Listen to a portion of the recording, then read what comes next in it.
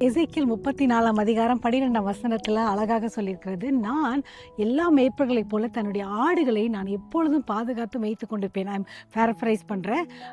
ஒரு மொழிபெயர்ப்பில் சொல்லியிருக்கிறேன், என்னுடைய சிதறுண்ட ஆடுகள் அவங்க எங்க சிதறி போயிருந்தாலும் நான் அவளை தேடி கண்டுபிடிப்பேன். எப்படி ஆடுகள் சிதறுது என்றும் அவங்க சொல்றாங்க. எப்படி என்றால், ஒரு புயல் அடிக்கும் போதோ இருளான நாளிலோ நம்மளுடைய இந்த ஆடுகள் சிதறி போய் விடுகிறது.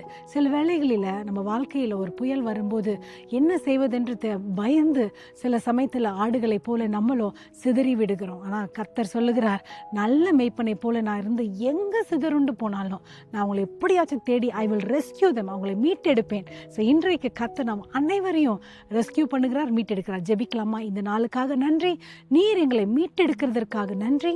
நாங்கள் எங்கே சென்றாலும் எங்கள் பின்பதாக வந்து எங்களை மீட்பதற்காக உங்களுடைய அன்பிற்காக நன்றி. பொறுப்பெடுத்து காத்துக்கொள்ளும். Jesus name we pray.